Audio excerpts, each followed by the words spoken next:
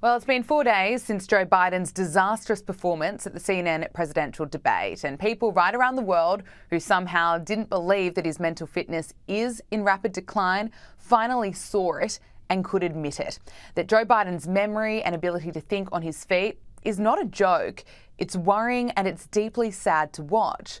So it's been expected that the people who are close to Joe Biden would tell him to stand down. If he really loves America and he really wants to give the Democrats their best chance at fighting Donald Trump, that's what he should do.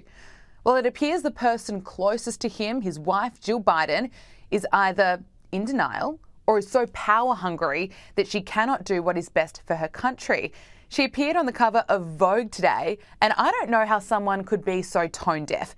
And Vogue, what are you doing? Jill Biden is right now being accused of elder abuse by encouraging her husband to continue his election campaign, which is like watching a car crash play out in slow motion every day. Jill Biden told Vogue in this interview, "We will not let those 90 minutes define the 4 years he's been president. We will continue to fight." She's absolutely delusional. No matter what side of politics you're on, if she cared for her husband and if she cared for America, she would tell Joe Biden that it is time to let go. Just look at this video from the debate.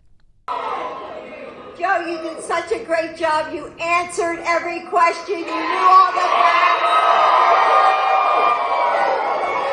And let me ask the crowd, what did Trump do? It's hard to watch. And Jill Biden's performance, I think, is worse than Joe Biden's.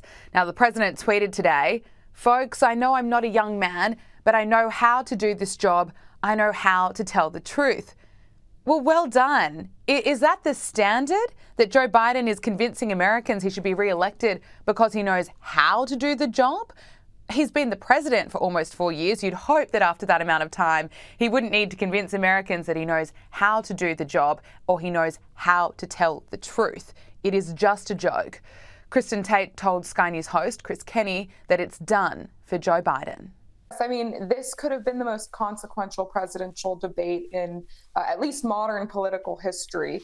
It's done for Joe Biden. I mean, it could not have been more of a disaster. During and after that debate, Chris, I received so many exasperated and panicked messages from liberals, some of whom I haven't even heard from a decade, stating that they were in complete shock over Biden's physical and mental state. And every single one of these Democrats told me that they think he needs to step down and be replaced with another candidate. And it's not just voters saying this, Chris. It is the elite of the elite in the Democratic Party. The New York Times itself, the editorial board said that he needs to step down at this point. And it's not just them. The New Yorker, The Economist, many other publications have done the same. So the president was at Camp David this weekend. Apparently he met with his family to discuss what he will do moving forward. But I've read that his family, especially Hunter Biden, who has been a key player in his advisory, has said that he should stick it out. So I don't know what's going to happen if he refuses to leave and all the powers that be want him gone. Look, it's extraordinary stuff. And I think, as you say, that editorial board of the New York Times calling for him to stand down as the president, to not seek a second term, is very telling. The New York Times is the Bible of the liberal left in the United States, of course. But I want to talk about a dynamic here that won't be surprising to our viewers, Kristen, but I think it's very important to the dynamic in the United States. And that is, while we've been highlighting for years all the classic examples of where Joe Biden is losing his way and stumbling and bumbling and showing that he's not up to the job, the media, the mainstream media in the US, hasn't really focused on that a lot. So people might have been surprised when they switched on the debate and watched, they saw stuff like this for perhaps the first time. Making sure that we continue to strengthen our healthcare system, making sure that we're able to make every single solitary person eligible for what I've been able to do with the COVID, with dealing with everything we have to do with, look, if we finally beat Medicare. Thank you, President Biden. Completely lost, Kristen, completely confused and nowhere to hide and no media manipulation able to draw attention away from it.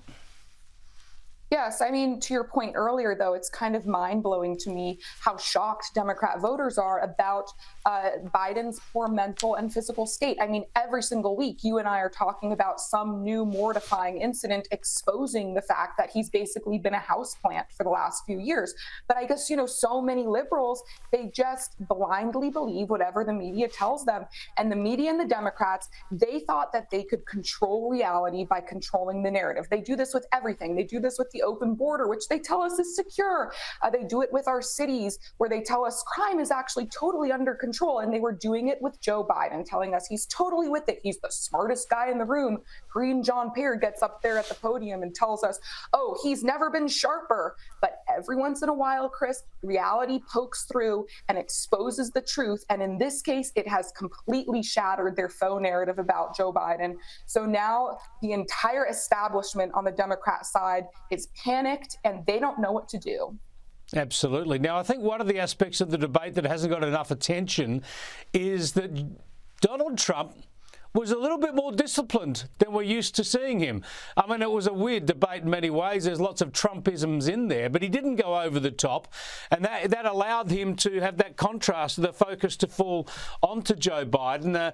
And I want to just play this clip because this just showed the gentlest little niggle where Donald Trump was pointing out to the whole audience, the whole of the US and indeed the free world, what was going on here. And I'm going to continue to move until we get the total ban on the total initiative relative to what we're going to do with more Border Patrol and more asylum officers. President Trump? I really don't know what he said at the end of that sentence. I don't think he knows what he said either. Yeah, it was pretty gentle. It was pretty telling. And it was a good performance from Trump, wasn't it, Kristen? Yes, very restrained. He did have some great moments in there, but overall kind of a boring debate performance. But that was what was so key about it. If this election is a referendum on Trump, Trump loses. If it's a referendum on Joe Biden, Biden loses. And because we're all talking about Joe Biden, it's kind of becoming a referendum on him. Nobody's really talking about Trump. He was very restrained, and he kind of let Joe Biden expose himself for how weak he is, both physically and mentally. Well, let's go back to the ramifications from all this. And first up, I want to show what Joe Biden had to say about the debate the following day. This is pretty telling too. I don't walk as easy as I used to. I don't speak as smoothly as I used to. I don't debate as well as I used to. But I know what I do know. I know how to tell the truth. Yeah, there you go. The president basically having to admit his own problems. He says he knows what he does know, which is probably not difficult because it's not looking like very much these days. And then we had the humiliation, really, of seeing Jill Biden, his wife, having to speak for him. Have a look. Joe, you did such a great job. You answered every question. You knew all the facts. Yeah, it's a bad look, isn't it, Kristen? And she's revving up the crowd, and he's just sort of standing there frozen with his mouth agape. Is she the person, is Jill Biden the one you think who was most strongly advising him to try and stay in the race? Well, that's kind of what's so scary, Chris, is we don't know who's really in charge here. I certainly think Jill Biden is advising her husband to stay in the race because she's clearly power hungry and she's guilty of what appears to be elder abuse. However, we don't know if she's the one, behind the curtain actually controlling things. And that's what's terrifying so many voters right now. Many people are waking up to the fact that we have no idea who has been in control of the United States of America for the last 3 years. It is certainly not Joe Biden. He can't even walk down a couple of stairs by himself, let alone make serious decisions about the national security of our country. So we've been governed by a shadow government with a literal corpse as the figurehead, and people are waking up to that and they're scared. Extraordinary stuff, Kristen. We've been talking about it endlessly for years, and finally it's coming to fruition, and anything could happen in the US any day now. We'll look forward to catching up again. Sounds great, Chris. Thank you.